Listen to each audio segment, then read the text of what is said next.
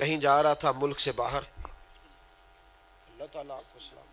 آپ تشریف رکھیں, اللہ آپ کو برکت. آپ بڑے پیارے ہیں جی.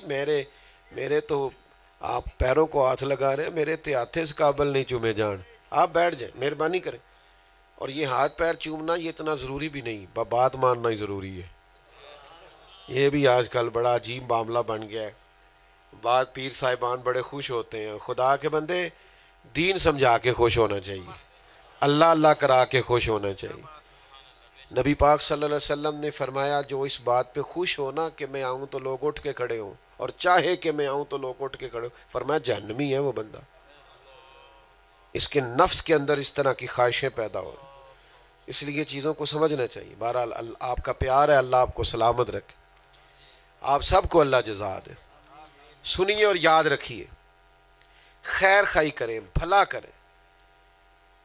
ہمارے کہہ دینے سے بعض کام ہو جاتے ہیں. میں ایک دفعہ کہیں جا رہا تھا, ملک سے باہر مجھے جانا تھا, تو میں نے کاغذات اپنے جمع کرائے. تو مجھے وہ کاؤنٹر پہ بیٹھے شخص نے, جو بھی شخصیت وہاں موجود تھی, اس نے کہا آپ کا ایک کاغذ کم ہے.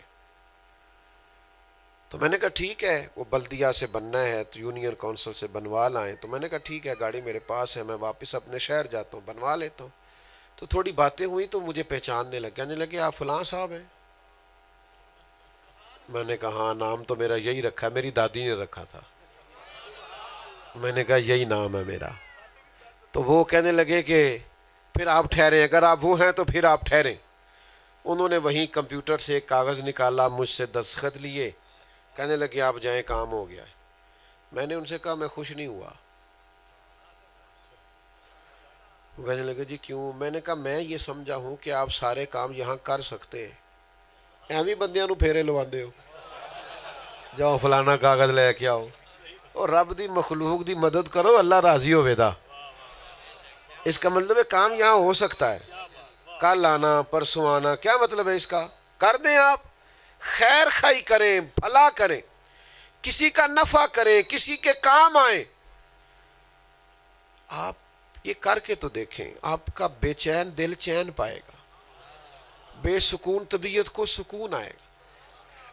آپ کو محسوس ہوگا کہ اتنی ٹھنڈی نیند آئی ہے کہ پہلے کبھی آئی نہیں. لیکن نفع کریں, کسی کا فائدہ کریں. مسلم شریف کی حدیث سنیں. صحابہ فرماتے ہیں قبیلہ مدر کے کچھ لوگ آئے تھے حضور کی بارگاہ میں صلی اللہ تعالی علیہ وسلم, اور ان بیچاروں کے چہرے بتا رہے تھے کہ بڑی غربت ہے, پریشانی ہے. لباس بتا رہا تھا, انداز بتا رہا تھا کہ بیچارے بڑی تکلیف میں, آزمائش میں. فرماتے ہیں جب ان کے چہرے دیکھے نا اترے ہوئے تو حضور پریشان ہو گئے. یعنی کسی دکھی کا دکھ دیکھ کے حضور پریشان ہو گئے. یہ بھی تو سنت اپناؤ نا میرے نبی پاک, کہ نیرا میٹھا کھانا ہی سنت ہے. حضور پریشان ہو گئے دکھ دیکھ کے. سیدنا بلال حبشی سے سرکار نے فرمایا اذان پڑھو. انہوں نے اذان پڑھی تو نبی پاک صلی اللہ علیہ وسلم نے جماعت کرائی. پھر حضور نے خطبہ ارشاد فرمایا اپنے بھائیوں کی مدد کرو. کوئی ان کے لیے کمبل لایا, کوئی کپڑے لایا, کوئی شہد لایا, کوئی سرکہ لایا, کوئی دودھ لایا. صحابہ فرماتے ہیں جب وہ تحفے پا کے وہ خوش ہوئے نا, تو نبی پاک کا چہرہ بھی پہلے سے زیادہ کھلنے لگ گیا. یعنی کسی غریب کی مدد ہوئی, کسی کی اشک شوئی ہوئی, تو اللہ کے رسول کو اس سے تسلی ملی, حضور کے دل کو ٹھنڈک پہنچی. تو کسی کا نفع کرنا, کسی کا فائدہ کرنا, کسی کے کام آنا. حضور نے فرمایا مخلوق اللہ کا کنبہ ہے, اور اللہ اس بندے سے محبت کرتا ہے جو اس کے کنبے سے پیار کرے. رب کریم کے بندوں سے محبت کریں, کسی کے تھوڑا بہت کام آئیں. ہمارے دیہاتوں میں بڑا حسن ہوتا تھا, لوگ ایک دوسرے سے پیار کرتے تھے. اب آہستہ آہستہ طبیعتیں سخت ہوتی جا رہی ہیں. چھوٹی چھوٹی باتوں میں میں آپ سے عرض کروں گا کوئی لڑائی نہ لڑا کریں, سیاسی جنگ بھی کوئی نہ لڑا کریں. آپ سیاستدانوں کی خاطر لڑتے ہیں, میری پارٹی نے ووٹ نہ دیتا تو میرا مرن جین مک گیا, وہ جیتنے کے بعد پتہ نہیں کس پارٹی میں چلا جاتا ہے. تو آپ اتنی مصیبت کا شکار کیوں ہیں بھائی؟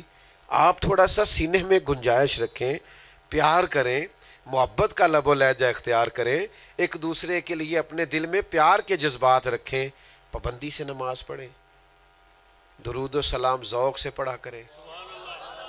کوشش کریں کہ رات نیند اس طرح آئے کہ موبائل پہ نعت چل رہی ہو، یعنی حضور کا ذکر سنتے سنتے آنکھ لگ جائے، میں سو جاؤں یا مصطفیٰ کہتے کہتے، کھلے آنکھ صلی علی کہتے کہتے، یہ آپ کریں۔